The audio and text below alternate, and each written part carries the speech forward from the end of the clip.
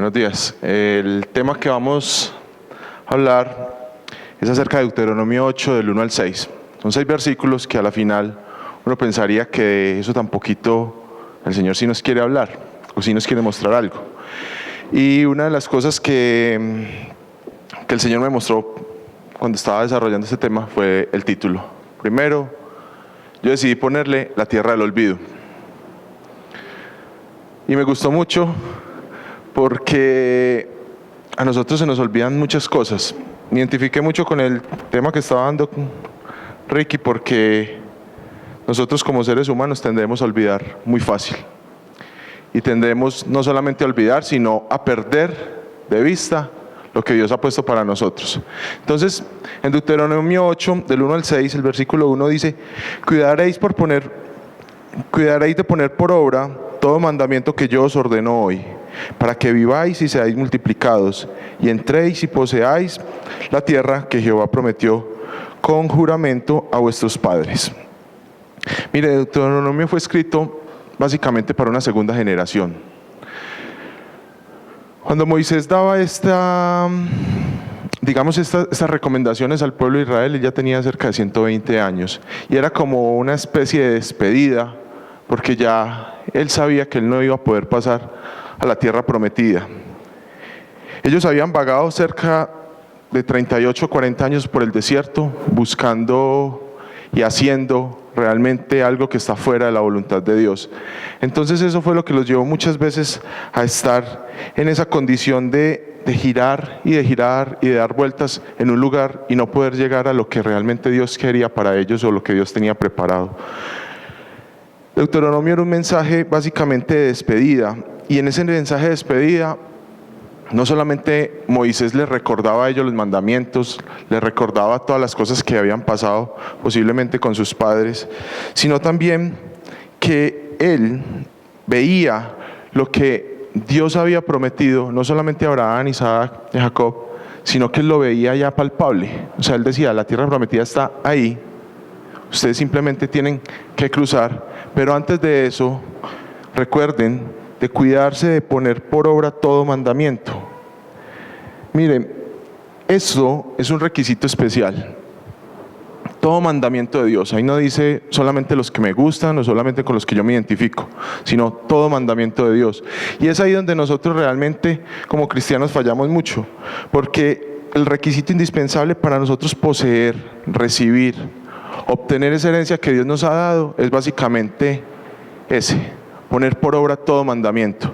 Y es acá donde Él les dice en el versículo 2 específicamente: y te acordarás de todo el camino por donde te ha traído Jehová tu Dios estos 40 años en el desierto, para afligirte, para probarte, para saber lo que había en tu corazón, si habías de guardar o no tus mandamientos.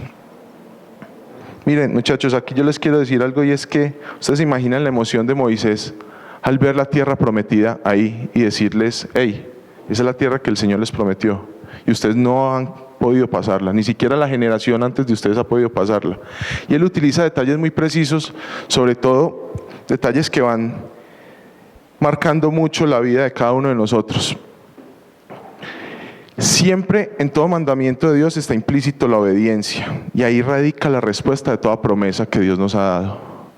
Yo sé que Dios a todos nos ha dado promesas, a lo mejor te ha prometido tierras, y esta es la hora que tú todavía sigues dando vuelta en el mismo desierto y no la has podido alcanzar, porque simplemente nos cuesta entender que la obediencia es un requisito fundamental de Dios. Y dice que en el versículo 3: y te afligió, te hizo tener hambre y te sustentó con maná, comida que no conocías tú ni tus padres la habían conocido tampoco, para hacerte saber que no solo de pan vivirá el hombre, mas de todo lo que sale de la boca de Dios vivirá el hombre. ¿Saben qué está hablando ahí ese versículo especial? Es que Dios tiene algo hacia nosotros que a nosotros nos cuesta entender, y cuando muchas veces lo entendemos de forma tardía, y es la disciplina. Dice la palabra de Dios que habéis ya olvidado la exhortación que como a hijos se os dirige, diciendo: hijo mío, no menospreciéis la disciplina del Señor, ni desmayéis cuando eres reprendido por Él, porque el Señor al que ama disciplina y azota a todo aquel que recibe por hijo. Si soportáis la disciplina, Dios os trata como a hijos. Porque, ¿qué hijo es aquel que el padre no disciplina? Hebreos 12. Entonces, muchas veces nosotros siempre estamos recordando más lo que teníamos antes de estar en la presencia del Señor. Y a veces nuestra vida radica más en ese tipo de cosas y nos cuesta entender esa disciplina que el Señor quiere para nosotros, porque Él como hijos nos está disciplinando. Tu vestido nunca se envejeció, tu pie nunca se hinchó, tu pie nunca, en el desierto a pesar de las temperaturas, nunca realmente acumuló el líquido que acumulan las personas cuando caminan en zonas desérticas y calurosas. O sea, era algo que, si para mí realmente marcó un sentido especial, fue cuando estaba preparando esto, y lo habíamos visto creo que la clase pasada, y era ese punto de ver cómo el vestido, a través de todos esos 40 años, y cómo ese pie o los pies de nosotros en ese desierto nunca se hincharon. Y eso para mí es una muestra infalible de la paternidad innegable de Dios. Dios nos lleva a nosotros por desiertos muchas veces, no porque necesariamente tenga que ser la voluntad de Él, sino que a veces nuestra propia desobediencia, nuestra falta de disciplina, es la que nos hace andar en círculos buscando esa promesa, cuando la promesa está ahí y solo necesita que nosotros como hijos la tomemos, la heredemos y la accedamos. Dice, muchachos, acá en Lucas 11, del 11 al 13, dice: ¿qué padre de vosotros, si su hijo le pide pan, le dará una piedra? ¿O si pescado en lugar de pescado le dará una serpiente? ¿O si le pide un huevo, le dará un escorpión? Pues si vosotros, siendo malos, sabéis dar buenas dádivas a vuestros hijos, ¿cuánto más vuestro Padre Celestial os dará el Espíritu Santo a los que se lo pidan? Esta es la parte donde a nosotros nos cuesta entender y nos cuesta comprender realmente cómo es la paternidad de Dios para nosotros. No sé si ustedes han pasado por situaciones difíciles en las cuales a veces las promesas se han demorado o se tardan, pero yo pienso que es el momento para que pensemos en esa condición o en esa promesa que Dios nos ha dado, y en esa recomendación final donde nos dice: guardarás pues los mandamientos de Jehová tu Dios, andando en sus caminos y temiéndole. Hay algo, muchachos, que yo pienso que a nosotros nos cuesta entender como hijos, y es básicamente eso: guardar. Hay una frase que me llamó mucho la atención esta semana que estaba leyendo, y es que en una iglesia en Alemania existe una frase como al principio o en la entrada de la iglesia, es lo que logré entender en el párrafo que lo vi, y decía: